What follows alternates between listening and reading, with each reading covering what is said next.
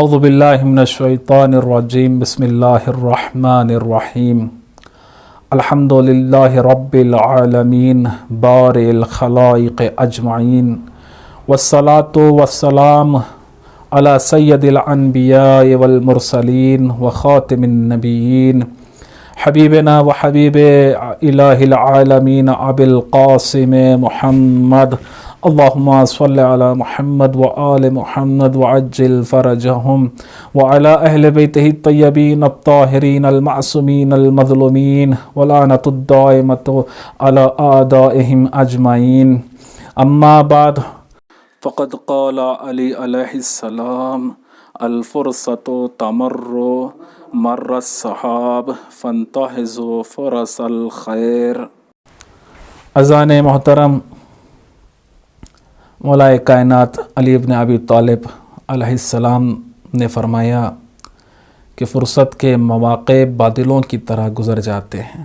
جس طرح بادل آسمان میں گزر جاتے ہیں اسی طرح فرصت کے مواقع گزر جاتے ہیں، تو لہٰذا نیک فرصتوں کو اپنے استعمال میں لائیں۔ یہ مولا کائنات کا قول ہے۔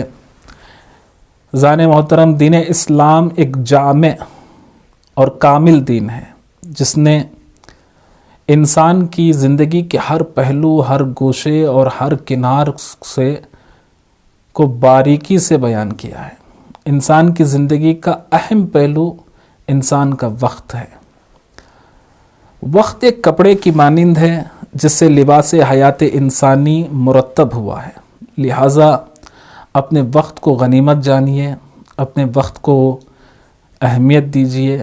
جس نے اپنے وقت کو غنیمت جانا اس نے اپنی حیات کو غنیمت جانا، اور جس نے اپنی حیات کو غنیمت جانا وہ کامیاب و کامران رہا۔ یہ وقت اگر گزر جائے تو پلٹ کر واپس آئے گا نہیں، اسی طرح انسان کی زندگی اگر گزر جائے تو پلٹ کر واپس آنے والی نہیں ہے۔ تو ہمیں چاہیے کہ اپنی زندگی کی قدر کریں۔ کیوں؟ اس لیے کہ کسی کو بھی 2 مرتبہ زندگی عطا نہیں ہوئی ہے، بس ایک ہی مرتبہ ہر کسی کو عطا ہوئی ہے، 2 مرتبہ نہیں ہے۔ ایسا نہیں ہے کہ ایک مرتبہ ہمیں زندگی ملی، ہم نے اپنے تجربات حاصل کیے، اور اس کے بعد جب دوسری مرتبہ ہمیں زندگی ملے گی ہم اسی تجربات کے ذریعے سے اپنی زندگی، اپنی دنیا اور اپنی آخرت کو سنوارے آباد کرے۔ اس طرح سے نہیں ہے۔ بس ایک مرتبہ ہمیں زندگی ملی ہے اور بس ایک ہی مرتبہ ملی ہے، اس کے بعد اور ملنے والی نہیں ہے۔ تو بس اس زندگی جو ہمیں ملی ہے یہ محدود زندگی ہے۔ اس زندگی جو ہمیں ملی ہے اس کے ہر لمحے، ہر سیکنڈ، ہر منٹوں، ہر وقت کو سمجھنا چاہیے، اس کی قدر کرنی چاہیے، اس کو غنیمت سمجھنا چاہیے۔ تو عزیزان محترم، انسان کو چاہیے کہ وقت کی قدر کرے۔ وہ انسان ہی نہیں کہلائے گا جس نے اپنے وقت کو، اپنے فرصت کو غنیمت نہیں جانا۔ تو ضروری یہ ہے کہ انسان کو چاہیے کہ وقت کی قدر کرے۔ مولا کائنات امیر المومنین علی ابن ابی طالب علیہ السلام فرماتے ہیں کہ المؤمن مشغول وقتہ، مومن اپنے وقت میں مشغول رہتا ہے۔ بات بہت ہی واضح طور پر مولا کائنات نے بتائی کہ مومن اپنے وقت میں ہمیشہ مشغول رہتا ہے، وہ بیکار نہیں رہتا۔ تو بات واضح ہو گئی کہ مومن کی پہچان کیا ہے، کہ وہ اپنے وقت میں مشغول رہیں۔ جو کوئی بھی اپنے وقت میں مشغول نہیں رہے گا تو سمجھ لیجئے کہ وہ مومن ہی نہیں کہلائے گا۔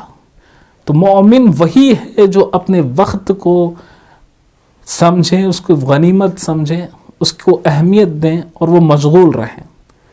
تو متقی کے سلسلے میں بھی ہمیں ملتا ہے، روایتوں میں ہے کہ متقی کی نشانیوں میں سے ایک نشانی یہ ہے کہ اغتنام المحل، متقی ہمیشہ اپنے وقت کو غنیمت سمجھتا ہے۔ تو متقی کی بھی پہچان یہی ہے کہ وہ وقت کو غنیمت سمجھے۔ مومن کی بھی پہچان یہی ہے کہ وہ اپنے وقت کو، اپنے فرصت کو غنیمت جانے۔ تو عزیزان محترم، بات یہاں پر ختم اور تمام نہیں ہوئی ہے، بات آگے بھی ہے کہ عاقل کی بھی پہچان یہی ہے۔ اگر عقل مند اور نادان کو جاننا ہے، سمجھنا ہے، تو یہ دیکھیے کہ وہ اپنے وقت کو کس طرح استعمال کرتا ہے۔ جو کوئی اپنے وقت کو غنیمت سمجھے، اپنے فرصت کو غنیمت جانے، تو وہ عقل مند انسان ہے۔ اگر کوئی انسان وقت کو غنیمت نہیں جانتا، وقت کی قدر نہیں کرتا، تو سمجھ لیجئے کہ اس کی عقل میں، اس کی ذہانت میں کمی ہے۔ تو عزیزان محترم، ہمیں چاہیے کہ وقت کو ضائع نہ کریں، وقت کی ہر لمحے کی، ہر سیکنڈ کی، ہر منٹ کی قدر کریں اور وقت کو غنیمت جانیں۔ تو عزیزان محترم، وقت پر توجہ دے، وقت پر توجہ دینا دولت اور پیسوں پر توجہ دینے سے بہتر ہے۔ مولا کائنات امیر المومنین فرماتے ہیں کہ اشد الغصہ سے فوت الفرص، سب سے بڑا نقصان کیا ہے؟ سب سے بڑا نقصان ہم اپنے آپ سے پوچھیں، کسی سے پوچھیں، سب سے پوچھیں، بزرگوں سے پوچھیں، ہر کوئی یہ کہنے کو ملے گا کہ سب سے بڑا نقصان جو ہے نا، وہ پیسوں کا ہاتھ سے چلا جانا، دولت کا ہاتھوں سے چلا جانا۔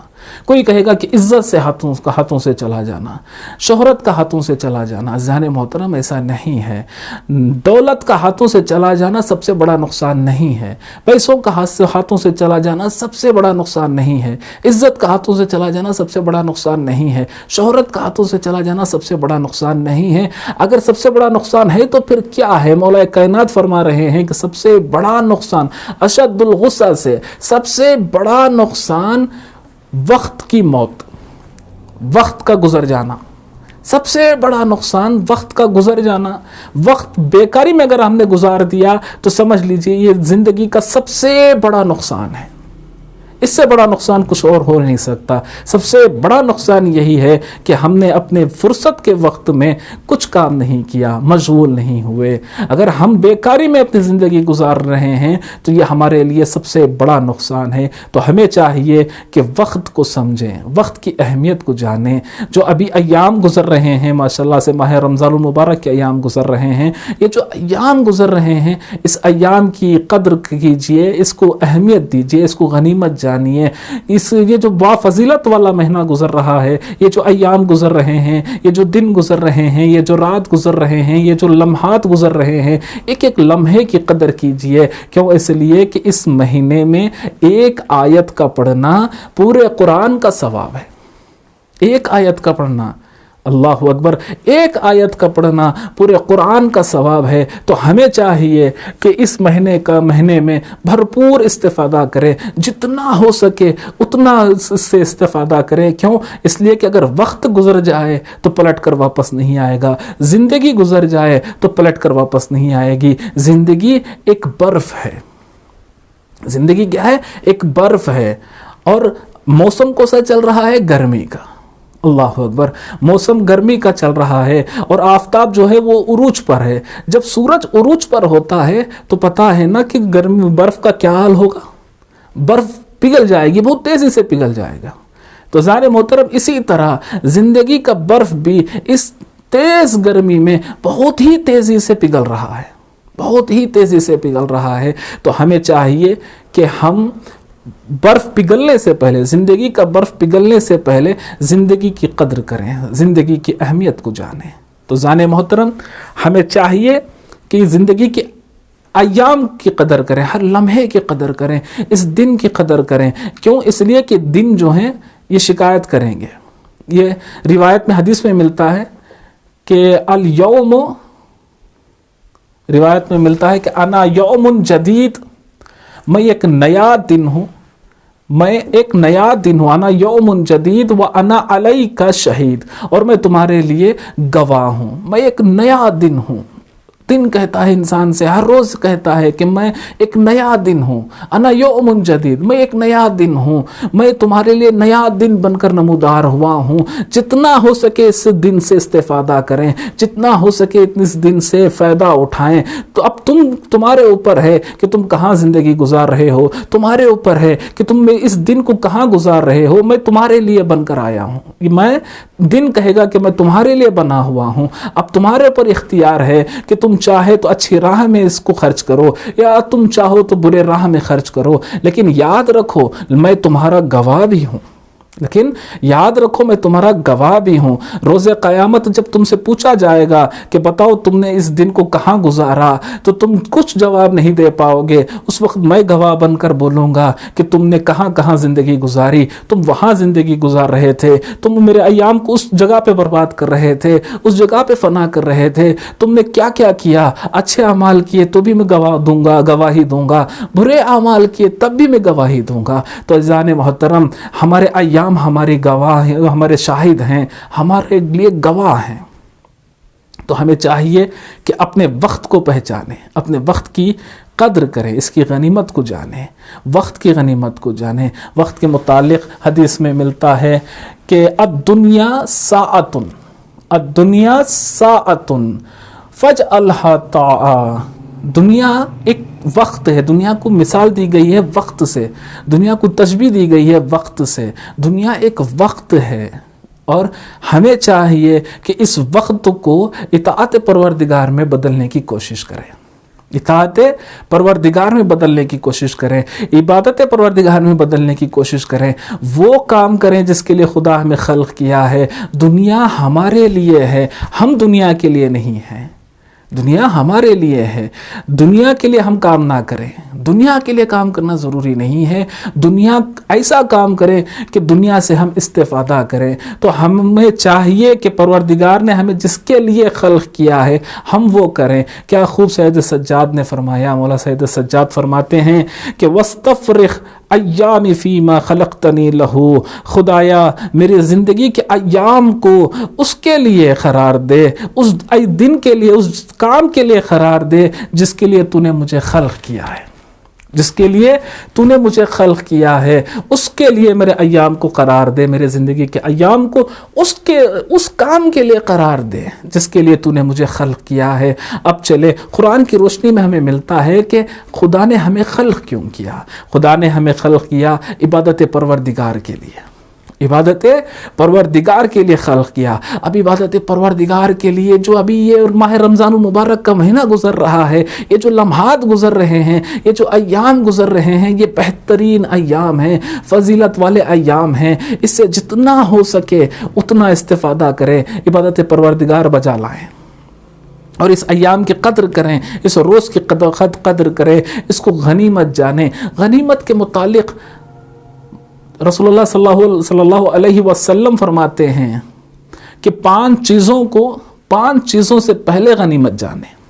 پانچ چیزوں سے پہلے غنیمت جانیں. پہلی چیز ہے کہ زندگی کو غنیمت جانیں موت سے پہلے. زندگی کو غنیمت جانیں موت سے پہلے. کیوں؟ اس لیے کہ زندگی انسان کو بس ایک بار عطا کی گئی ہے، دوبارہ عطا ہونے والی نہیں ہے، یہ طے ہے. کیوں؟ اس لیے کہ بارہا خداوند عالم نے قرآن مجید میں تذکر دیا ہے کہ موت آنے والی ہے، اور موت ایک ہی بار آنے والی ہے، دو بار آنے والی نہیں ہے. کیوں؟ اس لیے کہ زندگی بھی تو ایک ہی بار ہے، زندگی بھی تو ایک ہی بار ہے، تو موت بھی ایک ہی بار ہے. موت برحق ہے، کل نفس ذائقۃ الموت، ہر نفس کو موت کا مزہ چکنا ہے. تو یہ بات طے ہو گئی کہ موت برحق ہے، موت ہر انسان کو آنے والی ہے، موت ہر انسان کو آنے والی ہے. تو موت سے پہلے زندگی کو غنیمت سمجھے، موت سے پہلے زندگی کو غنیمت سمجھے. زندگی موت کے بعد، موت آ جانے کے بعد، مر جانے کے بعد، اس دنیا سے کوچ کر جانے کے بعد ہم افسوس کریں گے وہاں، تو کوئی فائدہ نہیں ہے کہ ہم نے زندگی اس طرح سے گزاری جس طرح سے ہمیں گزارنا نہیں چاہیے تھا. ہمیں اس طرح سے گزارنا چاہیے تھا جس طرح سے مولا کائنات نے فرمایا کہ جس طرح سے ہمیں پروردگار نے جس کے لیے ہمیں پروردگار نے خلق کیا ہے، عبادت پروردگار کے لیے، ہم نے اس طرح سے زندگی نہیں گزاری. کل اگر ہم افسوس کریں گے تو کوئی فائدہ نہیں ہے. ہمیں چاہیے کہ ہم آج ہی اپنی زندگی کی قدر کریں. موت آنے سے پہلے رسول اللہ نے فرمایا کہ موت آنے سے پہلے اپنی زندگی کی قدر کریں، اپنی زندگی کو غنیمت جانیں، اپنی زندگی کو اہمیت دیں. یہ پہلی چیز ہو گئی. اور دوسری چیز ہے صحت یابی کو بیماری سے پہلے، بیمار ہونے سے پہلے صحت یابی کی قدر کریں. بیمار ہونے کے بعد اگر صحت یابی کی قدر کریں گے تو کوئی فائدہ نہیں ہے. بیمار ہونے کے بعد انسان کہے گا کہ میں جب صحت یاب تھا تب میں اچھا دوڑتا تھا، ورزش کرتا تھا، میں کھڑے ہو کے نماز پڑھتا تھا، لیکن آج میں کھڑے ہو کے نماز نہیں پڑھتا۔ میں جب صحت یاب تھا تو میں اچھے روزے رکھا کرتا تھا، لیکن آج میں روزے رکھ نہیں پاتا۔ کاش میری صحت یابی ہوتی، کاش میں صحت مند ہوتا تو میں نماز پڑھ پاتا، کاش میں صحت مند ہوتا تو روزے رکھ پاتا۔ اگر ہم بیمار ہونے کے بعد افسوس کریں گے تو کوئی فائدہ نہیں ہے۔ ٹرین جانے کے بعد ٹکٹ نہیں لیتے عزیزان محترم، ٹکٹ لیتے ہیں ٹرین جانے سے پہلے، تو ہمیں چاہیے کہ اس کی ٹکٹ لیں، ہمیں چاہیے اس کی قدر کریں، اس کی اہمیت کو جانیں۔ تو عزیزان محترم، جو اب صحت یابی ہمیں ملی ہے، عطا پروردگار کی طرف سے عطا ہوئی ہے، اس کی قدر کریں، اس کا شکر ادا کریں، اور ہم اس کی قدر، اس کی غنیمت کو جانیں بیمار ہونے سے پہلے۔ شرط یہ ہے کہ بیمار ہونے سے پہلے، بیمار ہونے کے بعد ہر کوئی صحت یابی کی قدر کرتا ہی ہے، ہر کوئی اس کی قدر کو جانتا ہے، لیکن ہمیں چاہیے کہ بیمار ہونے سے پہلے اس کی قدر کریں۔ اور تیسری چیز ہے، پہلی چیز ہو گئی زندگی موت سے پہلے، دوسری چیز ہے صحت یابی بیماری سے پہلے، اور تیسری چیز ہے فراخت و آسانی۔ کس سے پہلے؟ مصیبت سے پہلے۔ مصیبت سے پہلے فراخت کو سمجھے، آسانی کو سمجھے۔ اور چوتھی چیز ہو گئی بے نیازی۔ بے نیازی کس سے پہلے؟ نیاز مندی سے پہلے، فقر و فقیری سے پہلے بے نیازی کو سمجھیں۔ اور پانچویں چیز ہو گئی جوانی۔ جوانی کی قدر کریں کس سے پہلے؟ بڑھاپے سے پہلے۔ ہر انسان ہمیشہ جوان نہیں رہتا، ہمیشہ انسان جوان رہنے والا نہیں ہے، تو ہمیں چاہیے کہ بڑھاپے آنے سے پہلے، ضعیفی آنے سے پہلے، پیری آنے سے پہلے ہم اس جوانی کی قدر کریں۔ ہم جب بوڑھے ہو جائیں تو ہم کہیں، افسوس کریں، اور افسوس کرتے ہوئے کہیں کہ ہم جب جوان تھے تو ہم یہ کرتے تھے، ہم وہ کرتے تھے، ہم نے وہ کیا، ہم وہ نہیں کیا۔ اس وقت افسوس کرنے کا کوئی فائدہ نہیں ہے۔ تو ہمیں چاہیے کہ اب جب جوان ہے تو جوانی کی قدر کرے بڑھاپے سے پہلے۔ بس شرط یہ ہے کہ ان سب بڑھاپے سے پہلے جوانی کی قدر کریں، بعد میں جوانی کی قدر تو ہر کوئی کرتا ہے۔ تو عزیزان محترم، جوانی کو پیری سے پہلے غنیمت جانیں۔ جوانی انسان کے زندگی کا بہترین اور اہم ترین دور ہے، جو اس کے زندگی کے مادی و معنوی مسائل میں فیصلہ کن کردار ادا کرتا ہے۔ جوانی کا دور زندگی کے شاندار کامیابیاں حاصل کرنے کا دور ہے۔ نوجوانوں کے اندر فطری طور پر ایسے وسائل ہوتے ہیں جس کا اگر درست استعمال کریں تو زندگی خوشگوار ہو سکتی ہے۔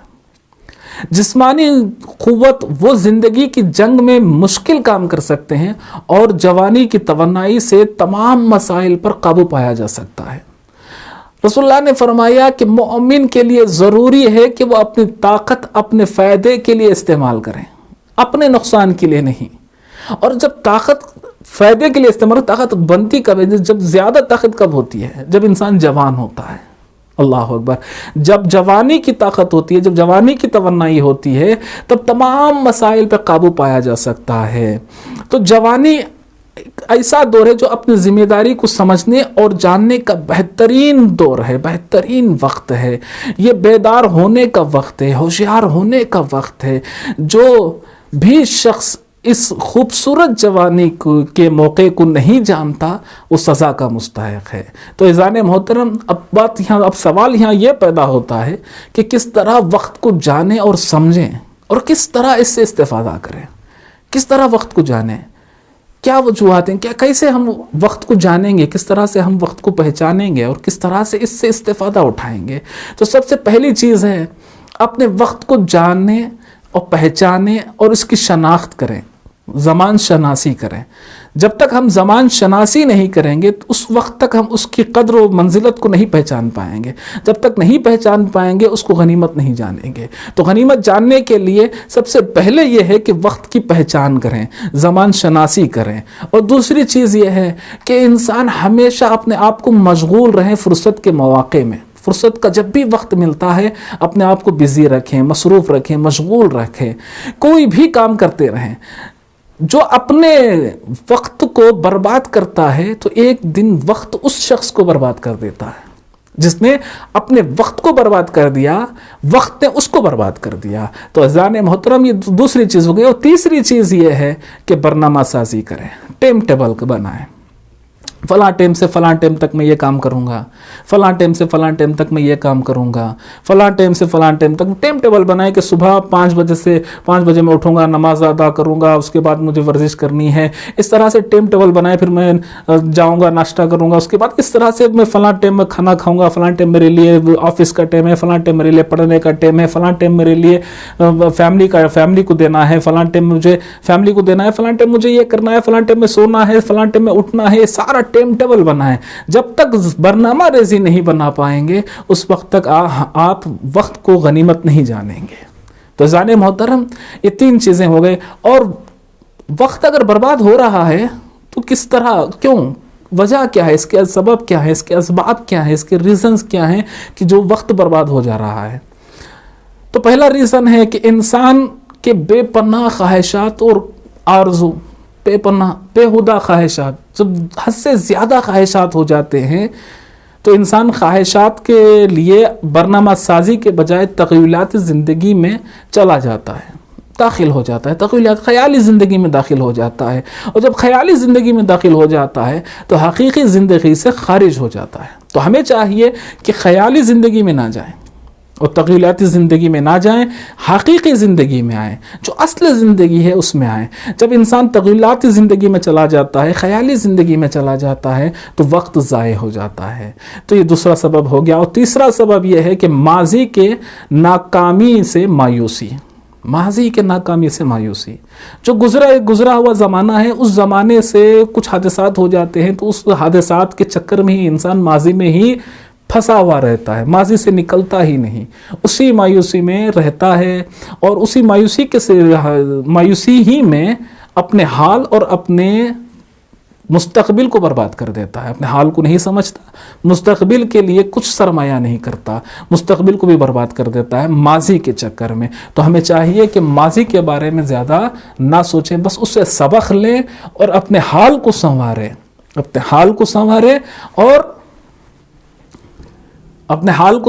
اور آگے انسان اپنے مستقبل کے لیے کچھ سرمایہ بچائیں۔ اور آخری چیز یہ ہے کہ آج کے کام کو آج ہی کریں، کل پہ نہ چھوڑیں۔